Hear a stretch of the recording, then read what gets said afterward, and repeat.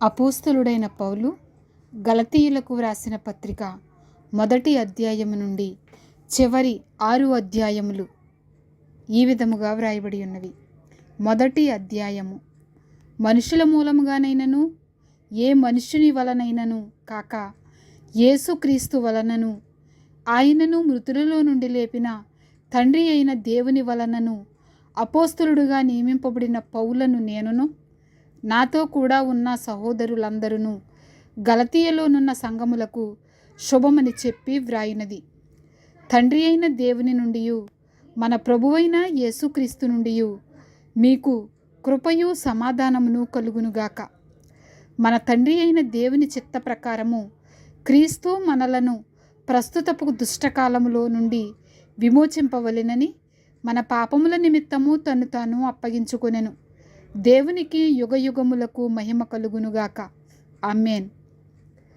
క్రీస్తు కృపను బట్టి మిమ్మును పిలిచిన వానిని విడిచి భిన్నమైన సువార్త తట్టుకు మీరింత త్వరగా తిరిగిపోవుట చూడగా నాకు ఆశ్చర్యమగుచున్నది.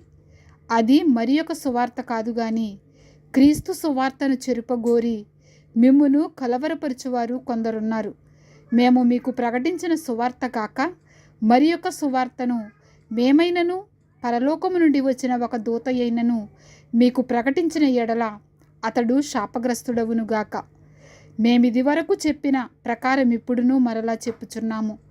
మీరు అంగీకరించిన సువార్త కాక మరి ఒకటి ఎవడైనను మీకు ప్రకటించిన ఎడల వాడు శాపగ్రస్తుడవునుగాక. ఇప్పుడు నేను మనుషుల దయను సంపాదించుకొన చూచుచున్నానా? దేవుని దయను సంపాదించుకొన చూచుచున్నానా? నేను మనుషులను సంతోషపెట్టగోరుచున్నానా? నేను ఇప్పటికీ మనుషులను సంతోషపెట్టువాడనైతే క్రీస్తు దాసుడను కాకయే పోవుదును.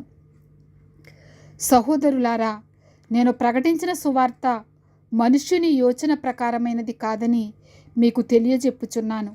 మనుషుని వలన దానిని నేను పొందలేదు, నాకెవడునూ దాని బోధింపను లేదు గాని యేసుక్రీస్తు బయలుపరచుట వలననే అది నాకు లభించినది. పూర్వమందు యూదా మతస్థుడనై ఉన్నప్పుడు నేను దేవుని సంఘమును అపరిమితముగా హింసించి నాశనము చేయుచు నా పితరుల పారంపర్యాచారమందు విశేషాసక్తి గలవాడనై నా స్వజాతీయులలో నా సమాన వయస్కులైన అనేకుల కంటే యూదుల మతములో ఆధిక్యత నొందితినని నా నడవడిని గూర్చి మీరు వింటిరి. అయినను తల్లి గర్భమునందు పడినది మొదలుకొని నన్ను ప్రత్యేకపరిచి తన కృపచేత నన్ను పిలిచిన దేవుడు నేను అన్యజనులలో తన కుమారుని ప్రకటింపవలెనని ఆయనను నాయందు బయలుపరచ అనుగ్రహించినప్పుడు మనుష్య మాతృలతో నేను సంప్రదింపలేదు. నాకంటే ముందుగా అపోస్తలులైన వారి యొద్దకు యెరూషలేమునకైనను వెళ్ళను లేదు గాని వెంటనే అరేబియా దేశములోనికి వెళ్ళి తిని పిమ్మట దమస్కు పట్టణమునకు తిరిగి వచ్చి తిని అటుపైని 3 సంవత్సరములైన తరువాత కేఫాను పరిచయము చేసుకొనవలెనని యెరూషలేమునకు వచ్చి అతనితో కూడా 15 దినములుంటిని. అతనిని తప్ప అపోస్తులలో మరి ఎవనిని నేను చూడలేదు గాని ప్రభువు యొక్క సహోదరుడైన యాకోబును మాత్రము చూచితిని. నేను మీకు వ్రాయిచున్న ఈ సంగతుల విషయమై ఇదిగో దేవుని ఎదుట నేను అబద్ధమాడుటలేదు. పిమ్మట సిరియా కిలికియా ప్రాంతములలోనికి వచ్చి తిని క్రీస్తునందున్న యోదయ సంఘముల వారికి నా ముఖ పరిచయము లేకుండెను గాని మునుపు మనలను హింస పెట్టినవాడు తాను పూర్వమందు పాడు చేయుచు వచ్చిన మతమును ప్రకటించుచున్నాడను సంగతి మాత్రమే విని వారు నన్ను బట్టి దేవుని మహిమపరిచిరి. 2వ అధ్యాయము. అటు పిమ్మట 14 సంవత్సరములైన తరువాత నేను తీతును వెంటబెట్టుకుని బర్నబాతో కూడా యెరూషలేమునకు తిరిగి వెళ్ళి తిని దైవదర్శన ప్రకారమే వెళ్ళి తిని మరియు నా ప్రయాసము వ్యర్థమవునేమో లేక వ్యర్థమైపోయినదేమో అని నేను అన్యజనులలో ప్రకటించుచున్న సువార్తను వారికిని ప్రత్యేకముగా ఎన్నికైన వారికిని విశదపరిచితిని. అయినను నాతో కూడా ఉన్న తీతు గ్రీసు దేశస్థుడైనను అతడు సున్నతి పొందుటకు బలవంత పెట్టబడలేదు.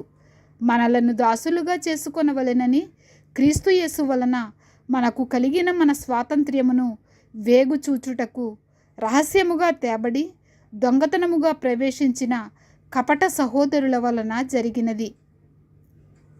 సువార్త సత్యము మీ మధ్యను నిలిచినట్లు మేము వారికి ఒక్క గడియ అయినను లోబడుటకు ఒప్పుకొనలేదు. ఎన్నికైన వారుగా ఎంచబడిన వారి యొద్ద నేనేమియూ నేర్చుకొనలేదు. వారెంతటి వారైనను నాకు లక్ష్యము లేదు. దేవుడు నరుని వేషము చూడడు. ఆ ఎన్నిక అయిన వారు నాకేమియూ ఉపదేశింపలేదు. అయితే సున్నతి పొందిన వారికి బోధించుటకై సువార్త పేతురుకెలాగూ అప్పగింపబడినో అలాగూ సున్నతి పొందని వారికి బోధించుటకై నాకు అప్పగింపబడినని వారు చూచినప్పుడు, అనగా సున్నతి పొందిన వారికి అపోస్తలుడవుటకు పేతురునకు సామర్థ్యము కలుగజేసిన వాడే అన్యజనులకు అపోస్తలుడనవుటకు నాకును సామర్థ్యము కలుగజేసినని వారు గ్రహించినప్పుడు, స్తంభములుగా ఎంచబడిన యాకోబు, కేఫా, యోహాను అనువారు నాకు అనుగ్రహింపబడిన కృపను కనుగొని, మేము అన్యజనులకును తాము సున్నతి పొందిన వారికిని అపోస్తలులుగా ఉండవలెనని చెప్పి తమతో పాలివారమనుటకు సూచనగా నాకును బర్నబాకును కుడి చేతిని ఇచ్చిరి. మేము బేదలను జ్ఞాపకము చేసుకొనవలెనని మాత్రమే వారు కోరిరి. అలాగు చేయుటకు నేనును ఆసక్తి కలిగి యుంటిని. అయితే కేఫా అంతియొకయకు వచ్చినప్పుడు అతడు అపరాధిగా తీర్చబడెను గనుక నేను ముఖాముఖిగా అతనిని ఎదిరించి తిని. ఏలయనగా యాకోబు నొద్ద నుండి కొందరు రాకమునుపు అతడు అన్యజనులతో భోజనము చేయుచుండెను. గాని వారు రాగానే సున్నతి పొందిన వారికి భయపడి వెనుక తీసి వేరైపోయెను.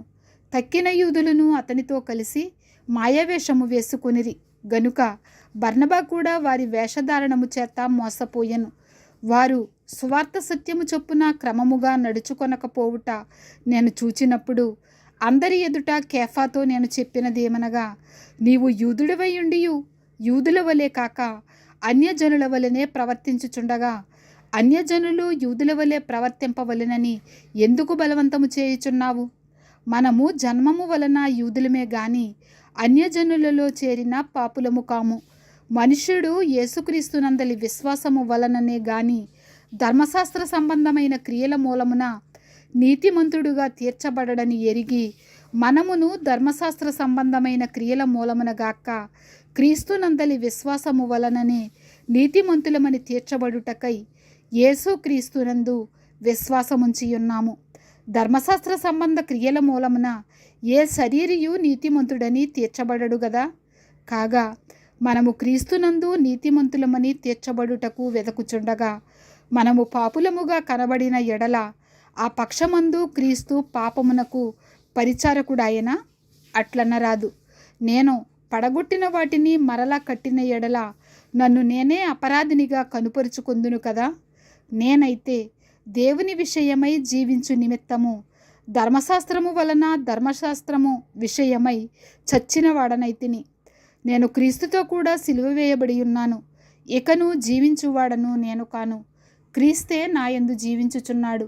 నేనిప్పుడు శరీరమందు జీవించుచున్న జీవితము నన్ను ప్రేమించి నా కొరకు తన్ను తాను అప్పగించుకొనిన దేవుని కుమారుని యందలి విశ్వాసము వలన జీవించుచున్నాను. నేను దేవుని కృపను నిరర్ధకము చేయను.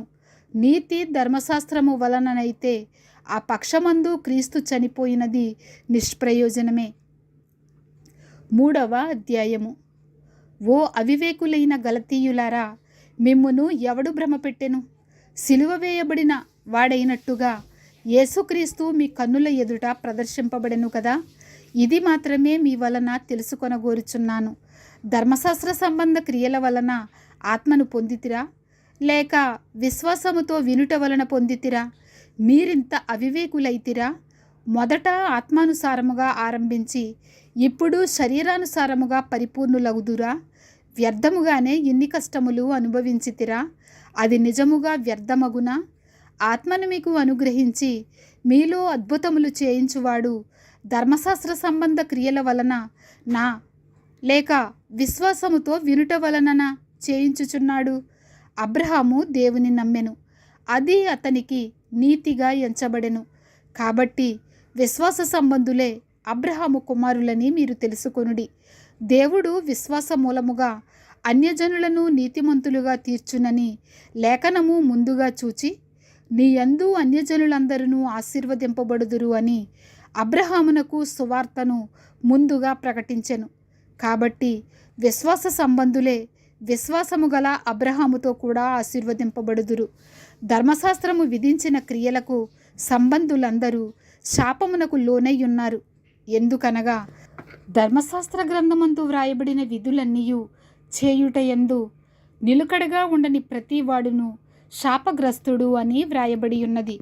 ధర్మశాస్త్రము చేత ఎవడును దేవుని ఎదుట నీతిమంతుడని తీర్చబడడను సంగతి స్పష్టమే. ఏలయనగా నీతిమంతుడు విశ్వాస మూలముగా జీవించును.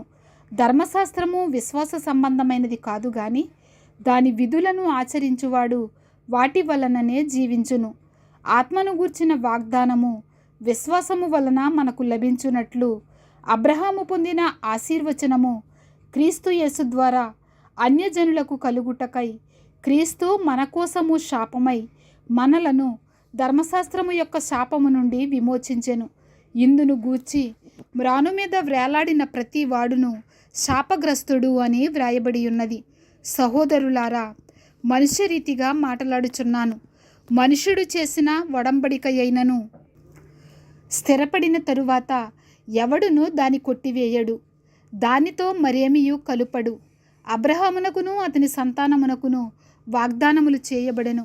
ఆయన అనేకులను గూర్చి అన్నట్టు సంతానములకును అని చెప్పక ఒకని గూర్చి అన్నట్టే నీ సంతానమునకును అనెను. ఆ సంతానము క్రీస్తు. నేను చెప్పునదేమనగా 430 సంవత్సరములైన తరువాత వచ్చిన ధర్మశాస్త్రము వాగ్దానమును నిరర్ధకము చేయునంతగా పూర్వమందు దేవుని చేత స్థిరపరచబడిన నిబంధనను కొట్టివేయదు. ఆ స్వాస్థ్యము ధర్మశాస్త్ర మూలముగా కలిగిన ఎడల ఇక వాగ్దాన మూలముగా కలిగినది కాదు. అయితే దేవుడు అబ్రహామునకు వాగ్దానము వలననే దానిని అనుగ్రహించెను. అలాగైతే ధర్మశాస్త్రం ఎందుకు? ఎవనికి ఆ వాగ్దానము చేయబడినో ఆ సంతానము వచ్చు వరకు అది అతిక్రమములను బట్టి దానికి తరువాత ఇయ్యబడెను. అది మధ్యవర్తి చేత దేవదూతల ద్వారా నియమింపబడెను. మధ్యవర్తి యొకనికి మధ్యవర్తి కాడు గాని దేవుడొక్కడే. ధర్మశాస్త్రము దేవుని వాగ్దానములకు విరోధమైనదా? అట్లనరాదు. జీవింపచేయ శక్తిగల ధర్మశాస్త్రము ఇయ్యబడి ఉన్న ఎడల వాస్తవముగా నీతి ధర్మశాస్త్ర మూలముగానే కలుగును గాని యేసుక్రీస్తునందలి విశ్వాస మూలముగా కలిగిన వాగ్దానము విశ్వసించు వారికి అనుగ్రహింపబడినట్లు లేఖనము అందరినీ పాపములో బంధించెను. విశ్వాసము వెల్లడి కాకమునుపు ఇక ముందుకు బయలుపరచబడబోవు విశ్వాసం అవలంబింపవలసిన వారముగా చెరలో ఉంచబడినట్టు మనము ధర్మశాస్త్రమునకు లోనైన వారమైతిమి. కాబట్టి మనము విశ్వాస మూలమున నీతిమంతులమని తీర్చబడినట్లు క్రీస్తునొద్దకు మనలను నడిపించుటకు ధర్మశాస్త్రము మనకు బాలశిక్షకుడాయను. అయితే విశ్వాసము వెల్లడి ఆయను గనుక ఇక బాలశిక్షకుని క్రింద ఉండము. యేసుక్రీస్తునందు మీరందరూ విశ్వాసము వలన దేవుని కుమారులై ఉన్నారు. క్రీస్తులోనికి బాప్తిస్మము పొందిన మీరందరూ క్రీస్తును ధరించుకొని ఉన్నారు. ఇందులో యూదుడని గ్రీసు దేశస్థుడని లేదు, దాసుడని స్వతంత్రుడని లేదు, పురుషుడని స్త్రీ అని లేదు. యేసుక్రీస్తునందు మీరందరూ ఏకముగా ఉన్నారు. మీరు క్రీస్తు సంబంధులైతే ఆ పక్షమందు అబ్రహాము యొక్క సంతానమై ఉండి వాగ్దాన ప్రకారము వారసులై ఉన్నారు. 4వ అధ్యాయము. మరియు నేను చెప్పునదేమనగా వారసుడు అన్నిటికిని కర్తయ్యున్నను బాలుడయ్యున్నంత కాలము అతనికిని దాసునికిని ఏ భేదమును లేదు. తండ్రి చేత నిర్ణయింపబడిన దినము వచ్చు వరకు అతడు సంరక్షకుల యొక్కయు గృహ నిర్వాహకుల యొక్కయు ఆధీనములో ఉండును. అటువలే మనమును బాలురమై ఉన్నప్పుడు లోక సంబంధమైన మూలపాఠములకు లోబడి దాసులమై ఉంటిమి. అయితే కాలము పరిపూర్ణమైనప్పుడు దేవుడు తన కుమారుని పంపెను. ఆయన స్త్రీయందు పుట్టి మనము దత్తపుత్రులము కావలెనని ధర్మశాస్త్రమునకు లోబడి ఉన్న వారిని విమోచించుటకై ధర్మశాస్త్రమునకు లోబడిన వాడాయను. మరియు మీరు కుమారులయ్యున్నందున నాయనా తండ్రి అని మొరపెట్టు తన కుమారుని ఆత్మను దేవుడు మన హృదయములలోనికి పంపెను. కాబట్టి నీవిక దాసుడవు కావు, కుమారుడవే. కుమారుడవైతే దేవుని ద్వారా వారసుడవు. ఆ కాలమందైతే మీరు దేవుని ఎరుగని వారై నిజమునకు దేవుళ్ళు కాని వారికి దాసులయ్యుంటిరి. గాని ఇప్పుడు మీరు దేవునిని ఎరిగిన వారును మరి విశేషముగా దేవుని చేత ఎరుగబడిన వారునై ఉన్నారు గనుక బలహీనమైనవియు నిష్ప్రయోజనమైనవియునైన మూలపాఠముల తట్టు మరలా తిరుగనేలా, మునుపటి వలనే మరలా వాటికి దాసులై ఉండగోరనేలా, మీరు దినములను మాసములను ఉత్సవ కాలములను సంవత్సరములను ఆచరించుచున్నారు. మీ విషయమై నేను పడిన కష్టము వ్యర్థమైపోవునేమో అని మిమ్మును గూర్చి భయపడుచున్నాను.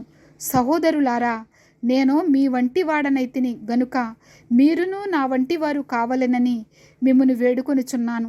మీరు నాకు అన్యాయము చేయలేదు. మొదటిసారి శరీర దౌర్బల్యము కలిగినను నేను సువార్త మీకు ప్రకటించితినని మీరెరుగుదురు. అప్పుడు నా శరీరములో మీకు శోధనగా ఉండిన దానిని బట్టి నన్ను మీరు తృణీకరింపలేదు, నిరాకరింపనైనను లేదు. గాని దేవుని దూతను వలెను క్రీస్తు యేసును వలెను నన్ను అంగీకరించితిరి. మీరు చెప్పుకునిన ధన్యత ఏమైనది? శక్యమైతే మీ కన్నులు ఊడబీకి నాకిచ్చివేసి ఇందురని మీ పక్షమున సాక్ష్యము పలుకుచున్నాను. నేను మీతో నిజమాడినందున మీకు శత్రువునైతినా? వారు మీ మేలు కోరి మిమ్మును ఆసక్తితో వెంటాడువారు కారు.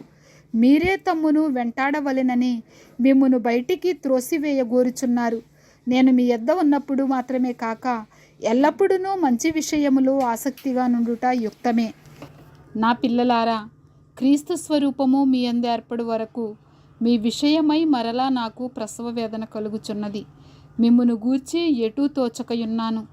నేనిప్పుడే మీ మధ్యకు వచ్చి మరి ఒక విధముగా మీతో మాట్లాడగోరుచున్నాను. ధర్మశాస్త్రమునకు లోబడి ఉండగోరు వారులారా, మీరు ధర్మశాస్త్రము వినుటలేదా? నాతో చెప్పుడి. దాసి వలన ఒకడును స్వతంత్రురాలి వలన ఒకడును ఇద్దరు కుమారులు అబ్రహామునకు కలిగిరని వ్రాయబడి ఉన్నది కదా. అయినను దాసి వలన పుట్టినవాడు శరీర ప్రకారము పుట్టెను, స్వతంత్రురాలి వలన పుట్టినవాడు వాగ్దానమును బట్టి పుట్టెను. ఈ సంగతులు అలంకార రూపకముగా చెప్పబడి ఉన్నవి. ఈ స్త్రీలు రెండు నిబంధనలై ఉన్నారు. వాటిలో ఒకటి సీనాయి కొండ సంబంధమైనదై దాస్యములో ఉండుటకు పిల్లలు కనును. ఇది హాగరు. ఈ హాగరు అనునది అరేబియా దేశములో ఉన్న సీనాయి కొండయే. ప్రస్తుతమందున్న యెరూషలేము దాని పిల్లలతో కూడా దాస్యమందున్నది గనుక ఆ నిబంధన దానికి దీటయి ఉన్నది. అయితే పైనున్న యెరూషలేము స్వతంత్రముగా ఉన్నది. అది మనకు తల్లి. ఇందుకు కనని గొడ్రాల సంతోషించుము, ప్రసవ వేదన పడని దాన బిగ్గరగా కేకలు వేయుము. ఏలయనగా పెనిమిటి గల దాని పిల్లల కంటే పెనిమిటి లేని దాని పిల్లలు ఎక్కువ మంది ఉన్నారు అని వ్రాయబడి ఉన్నది. సహోదరులారా, మనమును ఇస్సాకు వలె వాగ్దానమును బట్టి పుట్టిన కుమారులమై ఉన్నాము. అప్పుడు శరీరమును బట్టి పుట్టినవాడు ఆత్మను బట్టి పుట్టిన వానిని ఎలాగూ హింస పెట్టెనో ఇప్పుడును అలాగే జరుగుచున్నది. ఇందును గూర్చి లేఖనమేమి చెప్పుచున్నది?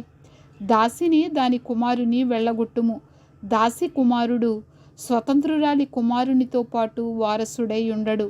కాగా సహోదరులారా, మనము స్వతంత్రురాలి కుమారులమే గాని దాసి కుమారులము కాము. 5వ అధ్యాయము. ఈ స్వాతంత్ర్యము అనుగ్రహించి క్రీస్తు మనలను స్వతంత్రులుగా చేసి ఉన్నాడు.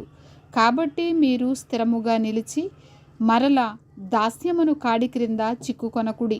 చూడుడి, మీరు సున్నతి పొందిన ఎడల క్రీస్తు వలన మీకు ప్రయోజనమేమియూ కలుగదని పౌలను నేను మీతో చెప్పుచున్నాను.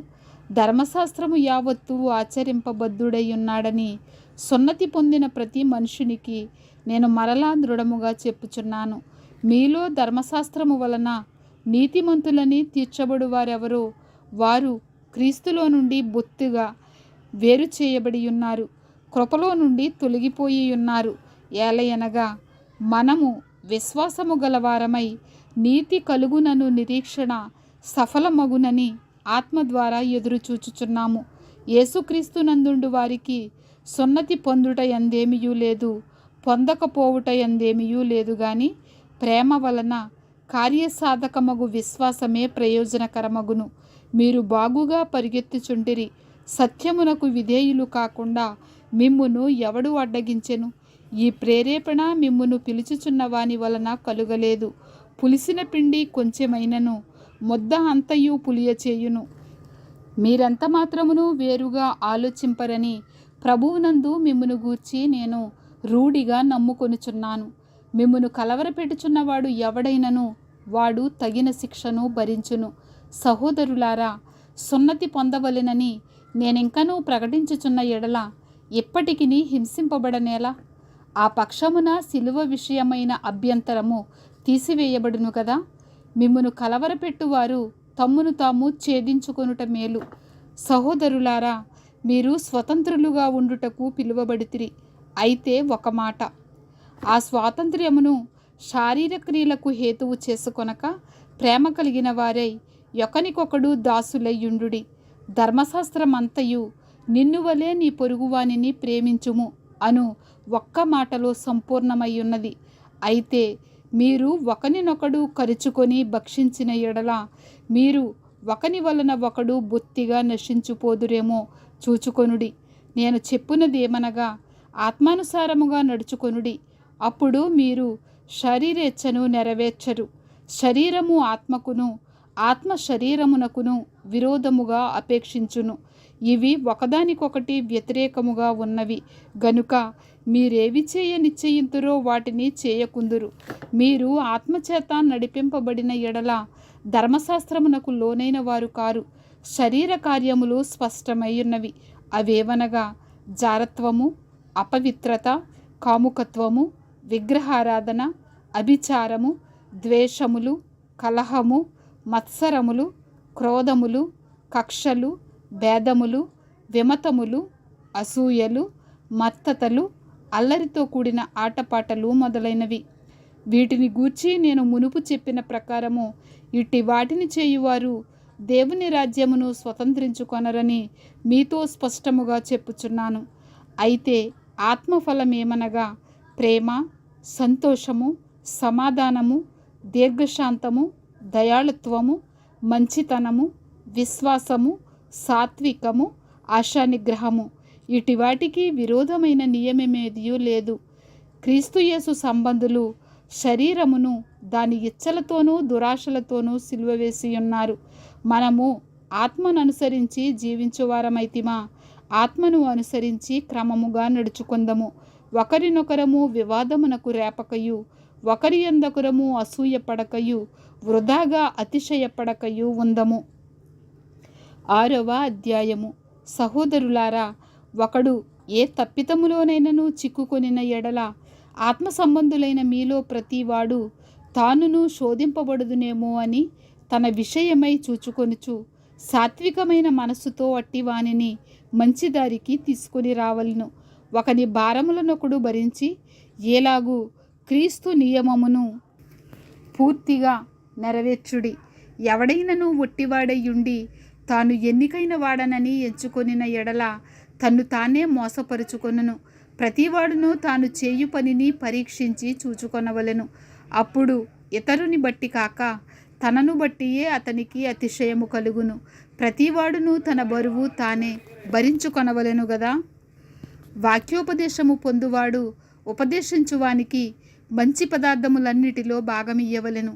మోసపోకుడి, దేవుడు వెక్కిరింపబడడు. మనుష్యుడు ఏమి విత్తునో ఆ పంటనే కోయును. ఎలాగనగా తన శరీరేచ్ఛలను బట్టి విత్తువాడు తన శరీరము నుండి క్షయమను పంట కోయును. ఆత్మను బట్టి విత్తువాడు ఆత్మ నుండి నిత్య జీవమను పంట కోయును. మనము మేలు చేయుట యందు విసుకకయుందము. మనము అలయక మేలు చేసితిమేని తగిన కాలమందు పంట కోతుము. కాబట్టి మనకు సమయము దొరికిన కొలది అందరి ఎడలను, విశేషముగా విశ్వాస గృహమునకు చేరు వారి ఎడలను మేలు చేయుదము. నా స్వహస్తముతో మీకెంత పెద్ద అక్షరములతో వ్రాయుచున్నానో చూడుడి. శరీర విషయమందు చక్కగా అగపడగోరు వారెవరో వారు తాను క్రీస్తు యొక్క శిలువ విషయమై హింస పొందకుండుటకు మాత్రమే సున్నతి పొందవలెనని మిమ్మును బలవంతము చేయుచున్నారు. అయితే వారు సున్నతి పొందిన వారైనను ధర్మశాస్త్రము ఆచరింపరు. తాము మీ శరీర విషయమందు అతిశయించు నిమిత్తము మీరు సున్నతి పొందవలెనని కోరుచున్నారు. అయితే మన ప్రభువైన యేసుక్రీస్తు శిలువ యందు తప్ప మరి దేని యందును అతిశయించుట నాకు దూరమవునుగాక. దాని వలన నాకు లోకమునకు నేనును సిలువ వేయబడి ఉన్నాము. క్రొత్త సృష్టి పొందుటయే గాని సున్నతి పొందుట యందేమియూ లేదు, పొందకపోవుట యందేమియూ లేదు. ఈ పద్ధతి చొప్పున నడుచుకుని వారికందరికీ అనగా దేవుని ఇశ్రాయేలునకు సమాధానమును కృపయు కలుగునుగాక. నేను యేసు యొక్క ముద్రలు నా శరీరమందు ధరించి ఉన్నాను. ఇక మీదట ఎవడును నన్ను శ్రమ పెట్టవద్దు. సహోదరులారా, మన ప్రభువైన యేసుక్రీస్తు కృప మీ ఆత్మతో ఉండునుగాక. ఆమేన్. ఇంతటితో అపోస్తలుడైన పౌలు గలతీయులకు వ్రాసిన పత్రిక ముగియుచున్నది. ఆమేన్.